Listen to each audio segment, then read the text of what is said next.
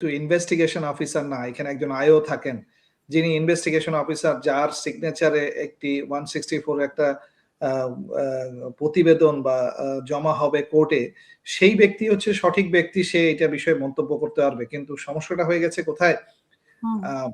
হাদির মৃত্যুটা নিয়ে যদি সন্দেহ হয় সেটা খুব পরিষ্কার, কারণ হাদি নিজেই তো বলে গেছে যে আমাকে যদি তোমরা মেরে ফেলো আমার বিচারটা করো। তার মানে হচ্ছে হাদিকে যারা হুমকি দিয়েছিলেন, যেটা দিয়ে সে জিডি করতে গিয়েছিল সেই শাহবাগ থানা, যেটাও তারা অস্বীকার করেন, সেই শাহবাগ থানার তাদেরই আসলে এটা বের করা দরকার। কিন্তু যেহেতু সে বলেছিল, তার প্রত্যেকটা বক্তব্যে পরিষ্কার বোঝা যায় যে সে একজন প্রতিদ্বন্দ্বী হয়ে তৈরি হয়েছিল। সেই প্রতিদ্বন্দ্বীটা কার সাথে? সেটা হচ্ছে মির্জা আব্বাস, যেটা ঢাকা ৮ আসনে। তো উনি ১ নম্বর আসীনের তালিকায় থাকবেন, এটা খুব স্বাভাবিক, এটা অস্বাভাবিক কিছু না।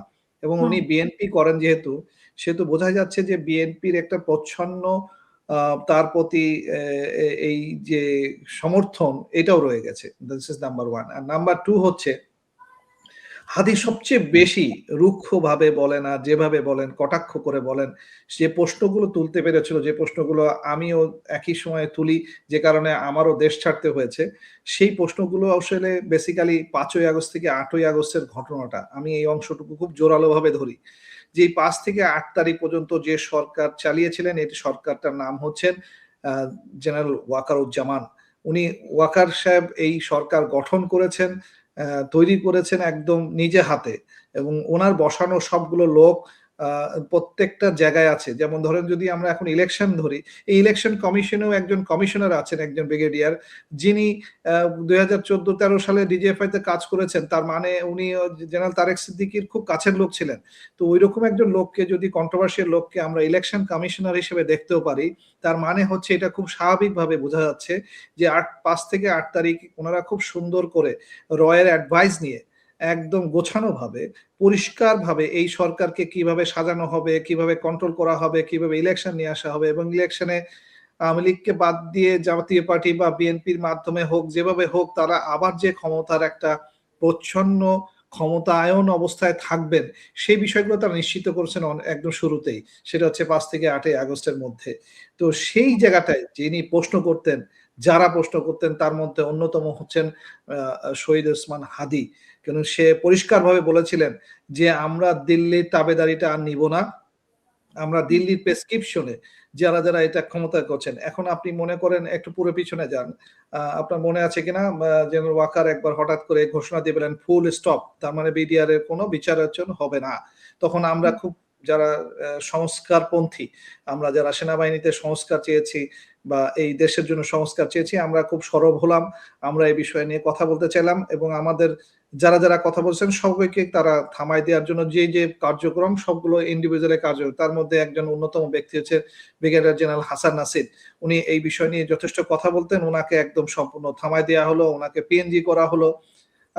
এবং আমাদের দলের মধ্যে কিছু কন্ট্রোভার্সিয়ালি কিছু লোকজনকে কিনে ফেললো, দলকে ভেঙে ফেললো। আমাদের মধ্যে থেকে ২-৪ জন সেনাবাহিনীর প্রাক্তন সদস্যকে এনসিপি পার্টিতে ঢুকায় দিল, দিয়ে আবার তাদেরকে দিয়ে দুর্নীতি করায়, তারা আবার রিটায়ারমেন্ট নিল। এই ধরনের কার্যক্রমগুলো কন্টিনিউয়াসলি তারা চালায় গেল।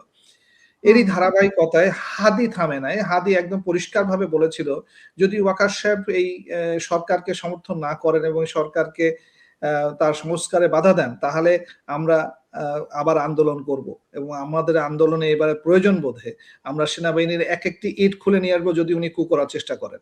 তার মানে হচ্ছে হাদি যদি শক্তির সাথে শক্তির খেলা হয়, তাহলে হাদি ছিল সেই শক্তি যে তার কু করার মানে মতলব বা তার যে সাহস ওয়াকার সাহেব কন্টিনিউয়াস দেখা আসছিলেন, তাকে চ্যালেঞ্জ করার মতো ব্যক্তিই ছিল হচ্ছে শহীদ ওসমান হাদি। অন্য কেউ করে নাই, অন্য কোনো নেতা করেন নাই, ইভেন জামাত ইসলামের কোনো নেতা করেন নাই, ইভেন সারজিদ সেও কম্প্রোমাইজ করে ফেলেছে। যেখানে হাসনাত আব্দুল্লাহ বলতেছিল যে আমাদেরকে ক্যান্টনমেন্টে ডেকে নিয়ে যে থ্রেট করে দেওয়া হয়েছে বা কম্প্রোমাইজ করতে বলা হয়েছে, সেই কথাটা সে যেদিনকে বললো, তারপরের দিন সারজিৎ উল্টা টান নিল। তার মানে সারজিতের ব্যাকগ্রাউন্ডেও যদি আওয়ামী লীগের যেহেতু ফ্যামিলি থেকে আসছে, তাকেও ম্যানেজ করা গেছে, এরকম একটা ধারাবাহিকতা আমরা দেখতে পেলাম।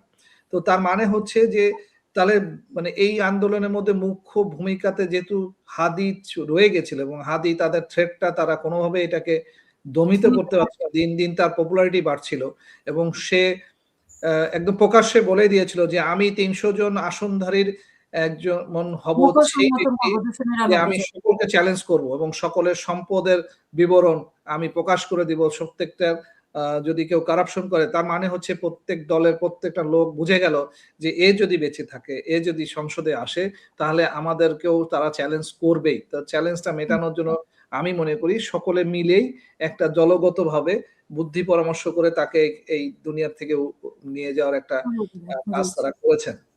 পুলিশের ওসি আছেন, যতগুলো পুলিশের কমিশনার, ডিআইজি আছেন, বাংলাদেশ সেনাবাহিনীতে যারা গত মানে ১৫-১৬ বছরে জেনারেল হয়েছেন, যারা ব্রিগেডিয়ার জেনারেল হয়েছেন, কর্নেল হয়েছেন, যারা বিভিন্ন ভালো, ভালো পদে ডেপুটেশনে কাজ করেছেন, র‍্যাবে চাকরি করেছেন, এদের প্রত্যেকের একটা তালিকা তো করা যায়, তাই না? তো আমি দুদকের চেয়ারম্যানের সাথে এটা নিয়ে খুব বাজি লাগছিলাম যে এই তালিকা করে আপনি কেন তাদের সম্পদের বিবরণ নিচ্ছেন না, ট্যাক্সের বিবরণ নিচ্ছেন না? আপনি দেখেন গত ১৬ বছরে যদি আপনি যতগুলো রেজিস্ট্রেশন হয়েছে, যদি ঢাকার রেজিস্ট্রেশনের আপনি রেজিস্ট্রারের অফিসে যান, এই রেজিস্ট্রেশনের প্রত্যেকের নাম তালিকা যদি নেন, সিটি কর্পোরেশনে যান যে প্রত্যেকটা রেজিস্ট্রেশনের এগেইনস্টে ঢাকা শহরে যতগুলো ফ্ল্যাট বিক্রি হয়েছে বা ফ্ল্যাট শুধু ধরেন আপনি অত দূরেও যাওয়া দরকার নাই, শুধু বসুন্ধরার মধ্যেই থাকেন। বসুন্ধরায় যে পরিমাণের জমি এবং ফ্ল্যাট বিক্রির কাঁচাবেনা হয়েছে, এগুলোর যদি লিস্ট নেন, এই লিস্ট ধরে যদি আপনি আগান, ব্যাংকের স্টেটমেন্ট তো বাদই দিলাম। ঠিক আছে? আমি এইগুলোকে নিয়ে যদি আপনি একটা তালিকা তৈরি করেন, একজন সচিবের কাছে দেখবেন ৫ টা ১০ টা করে ফ্ল্যাট, একেকটা ফ্ল্যাটের বর্তমান বাজার মূল্য হিসাব করে যদি ৩ কোটি টাকা করে হিসাব করা হয়, ৫ কোটি করে, একেকজনের আছে ১০ কোটি টাকা মূল্যেরও ফ্ল্যাট আছে। আমি নিজে চোখে দেখেছি। তো এই সকল জিনিসের যদি একটা লিস্ট করেন তাতে দেখা যাবে যে কাস্টমস এর অফিসার ১ নম্বরে যাবে। ২ নম্বরে যাবে মানে এনবিআর এইসবের লোক কমিশনে এসে কাজ করেছে। ৩য় নম্বরে যাবে হচ্ছে এই মানে পুলিশের যত এই বেনজির সাহেবের মতো লোক যিনি এখন এই মুহূর্তে টাকার মানে সিডনিতে বসে ১০ টা ৫ টা ২০ টা করে একেকটা বাড়ি কিনতেছেন। হ্যাঁ? তার ৫০ মিলিয়ন ১০০ মিলিয়ন দিয়ে বাড়ি কেনেন। এই যে তাদের যে টাকার যে খেলা, যে মানে অর্থের যে অঢেল অর্থের যে ইয়ে এবং মানুষকে গরিব বানায় ফেলানো, পুরো বাংলাদেশের মানুষের টাকা চুষে সেই টাকা দিয়ে ব্যাংকের মাধ্যমে চুরি করে বা বিভিন্ন দুর্নীতি করে সেই টাকার যে একটা পাহাড় তৈরি করছে, এই পাহাড় তো সামলাইতে হবে। তো সামলানোর জন্য এই সচিবের যে পরবর্তী ধারাবাহিকতা আছে, তারা সবাই এখন উঠে পড়ে লাগছে যে তাদের নিশ্চয়তা নিবেন এবং এই নিশ্চয়তার সব বড় জায়গাটা হচ্ছে নেক্সট ইলেকশনে তাদের সাথে যারা অ্যালাইন থাকবেন, যাদের করবেন এই কাজগুলো আনার জন্য ১ নম্বর ব্যক্তি হচ্ছে সিনিয়র সচিব। উনার নিজের মুখ দিয়ে আমি শুনেছি। উনি আমার সামনে দাঁড়ায় আমি উনাকে চ্যালেঞ্জ করেছিলাম। উনি কক্সবাজারে সকল বিভিন্ন যে উনার দলবল নিয়ে বেড়াইতে গেছেন। উনারা টের পান নাই যে ওই রুমের মধ্যে আমি আছি। আমিও একজন ব্যক্তি চুপচাপ বসে, বসে উনাদের বক্তব্য শুনতেছি। উনারা বলতেছে সকল কাজ এখন থামায় দেওয়া উচিত। আমাদের একটা ইলেকশন করানো উচিত। সেই ইলেকশন করলে তার মধ্যে ২ জন অতি উৎসাহিত হয়ে বলে, "স্যার বিএনপি চলে আসলে আমাদের এই সমস্যাগুলো সমাধান হয়ে যাবে। আমরা সকল কিছু করতে পারবো।" তাতে উনিও সায় দিচ্ছেন। তার মানে যেখানে মুখ্য সচিব সায় দেন, তার মানে বুঝতে পারছেন যে উনি নিজেও এটার সাথে জড়িত।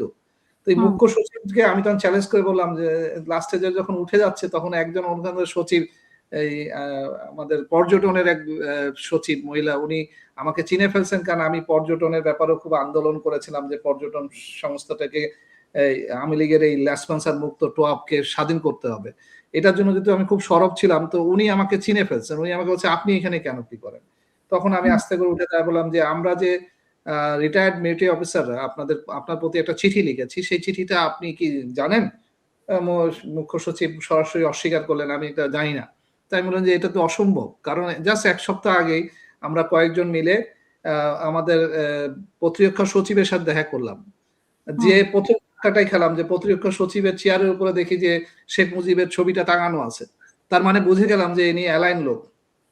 কারণ এই সিচুয়েশন এ এসেও উনি শেখ মুজিবের ছবি টাঙায় রাখতে সাহস পাচ্ছেন উনার অফিসের মধ্যে। তার মানে হচ্ছে উনি ওইটা।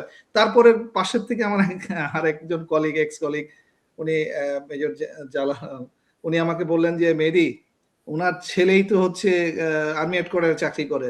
তো উনি কি আমাদের এই বিষয় নিয়ে সংস্কারের জন্য কথা বলবে?" যাই হোক তারপরেও আমি উনাকে চ্যালেঞ্জ করলাম। আমরা নীতিগতভাবে, আমরা আইনগতভাবে কি, কি ব্যবস্থা করতে পারি সেটা যখন চ্যালেঞ্জ করলাম এক পর্যায়ে উনি বললেন যে, "একটু মুখ্য সচিবকে ম্যানেজ করে আসেন।" উনি আমাকে এই চিঠিটা পাঠাইতে নিষেধ করেছেন। মৌখিকভাবে নিষেধ করেছেন এইজন্য আপনাদের সংস্কারের চিঠিটা যাবে না। দেখেন কত উদ্ধত পরিমাণ একটা দেশের হতে পারে মুখ্য সচিবের মুখের কথায় একটা দেশের প্রতিরক্ষা সচিব কোন একটা জরুরি চিঠি যেটা আমাদের মানে প্রধান উপদেষ্টা বরাবর লেখা, সেই চিঠিটা আজ পর্যন্ত যায় নাই। হুম। আমি বলতেছি আজকে থেকে প্রায় ৭ মাস ৮ মাস হয়ে গেছে, আরো বেশি হবে। এরকম একটা সময় সমসাময়িক ঘটনা। তো এই হলো আমাদের দেশের একটা চিত্র আপনাকে তুলে ধরলাম। এই চিত্র থেকে আপনি যদি বুঝতে পারেন তার মানে হচ্ছে এই প্রত্যেকটা সচিবালয়ের দুষ্টচক্রের দুর্নীতিবাজ ব্যক্তিগুলো চায় যে ইলেকশন হোক এবং সেই ইলেকশনটা তাদের মতো করে নীরবভাবে তারা যাকে দিয়ে কাজ করায় পরবর্তীতে তাদের এই যে বললাম আমি যদি দুদকের যদি লিস্ট ধরি এবং এইটার সাথে, সাথে তারা কি ট্যাক্সেশন এ ডিক্লারেশন দিয়েছিল কিনা সেটাকে যদি টালি করতে চাই, সেই হুম। ধরনের কাজ যাতে দুদক না করতে পারে বা এদেরকে কেউ ধরতে না পারে, সেই কাজগুলো যাতে কেউ প্রশ্নবদ্ধ করতে না পারে, সেরকম হাদিকে যেমন থামায় দেয়া হয়েছে, আমাকে দেশ থেকে বের করে দেয়া হয়েছে, মৃত্যুর হুমকি এখনো দেয়া হচ্ছে কন্টিনিউয়াসলি। এইরকম কাজগুলো তারা করতেই থাকবে।